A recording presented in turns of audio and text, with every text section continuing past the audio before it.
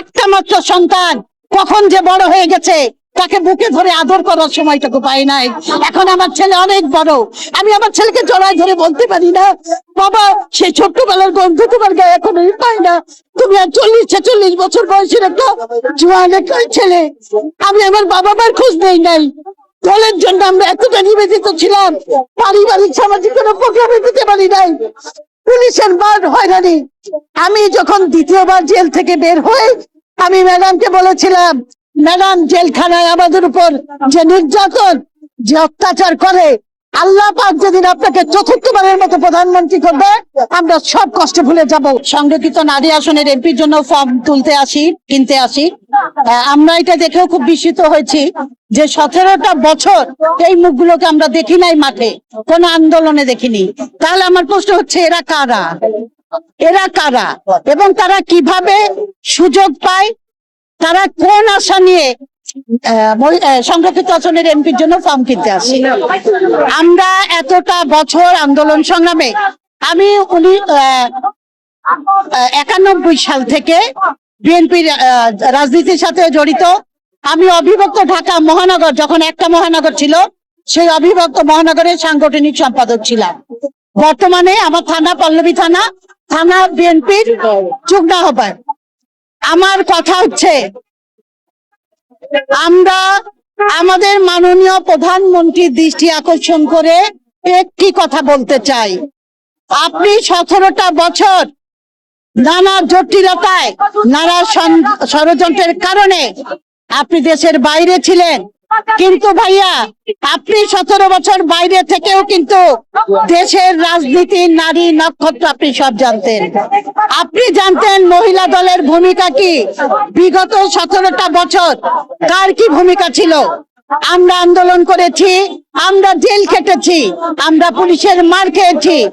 ম্যাডামকে যখন গুলশান অফিসে পানি বিদ্যুৎ বিচ্ছিন্ন করে বন্দি জীবন যাপন, আমরা চোরের মতো ঢুকতাম, সেখান থেকেও আমাদের গ্রেফতার করত। আমরা কোনো কর্মসূচি, কোনো আন্দোলন তো দূরের কথা, আমরা দাঁড়াতেও পারতাম না। আমাদের টিয়ার সেল, গরম পানি, হেন অত্যাচার নির্যাতন নাই, পলাতক ফ্যাসিস্ট সরকার করে নাই। তাহলে আপনারাও মিডিয়ার, আপনারা দেখেছেন আমাদের ভূমিকা কি ছিল। সুতরাং দলের এই দুঃসময় আমরা বলতে চাই, যারা ত্যাগী, যারা যোগ্য, সত্যিকার অর্থে দলের জন্য নিবেদিত, তাদেরকে মূল্যায়িত করুক।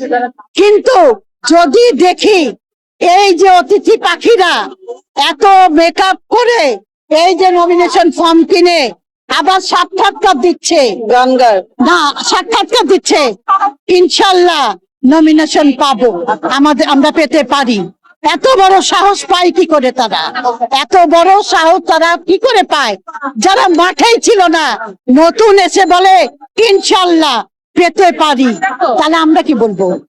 মাননীয় প্রধানমন্ত্রী, আপনার দৃষ্টি আকর্ষণ করে বলতে চাই, সংসদ একটা পবিত্র জায়গা, এখানে কোনো নাচনেওয়ালি, গানেওয়ালিকে সুযোগ দিয়েন না। এখানে কথা বলতে হবে, আমার এলাকার সমস্যার কথাগুলো আমি যাতে বলতে পারি, সুন্দরভাবে উপস্থাপন করতে পারি। কারণ সংসদের প্রতিটা সেকেন্ড, প্রতিটা মিনিট খুব গুরুত্বপূর্ণ, অনেক টাকা, অনেক খরচের বিষয়। এখানে ছেলে খেলা, ওই মামা বাড়ির গল্প করার জায়গা নাই।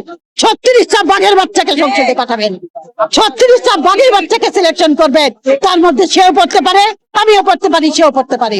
আপনি যাকে যোগ্য মনে করবেন, তবে মন ভেঙে দিবেন না। 17 বছর মাঠে ছিলাম, আর কষ্ট সহ্য করার মতো বয়স নাই, অনেক কষ্ট করেছি। একটা মাত্র সন্তান কখন যে বড় হয়ে গেছে তাকে বুকে ধরে আদর করার সময়টুকু পাই নাই। এখন আমার ছেলে অনেক বড়, আমি আমার ছেলেকে জড়ায় ধরে বলতে পারি না, বাবা সেই ছোট্টবেলার বন্ধু তোমার গায়ে এখনই পাই না, তুমি আর 40-46 বছর বয়সের একটা জোয়ান একটা ছেলে। আমি আমার বাবা মার খোঁজ নেই নাই, দলের জন্য আমরা এতটা নিবেদিত ছিলাম, পারিবারিক সামাজিক কোনো প্রোগ্রামে দিতে পারি নাই, পুলিশের বার হয়রানি। আমি যখন দ্বিতীয়বার জেল থেকে বের হই, আমি ম্যাডামকে বলেছিলাম, ম্যাডাম জেলখানায় আমাদের উপর যে নির্যাতন যে অত্যাচার করে, আল্লাহ পাক যেদিন আপনাকে চতুর্থবারের মতো প্রধানমন্ত্রী করবে আমরা সব কষ্ট ভুলে যাব।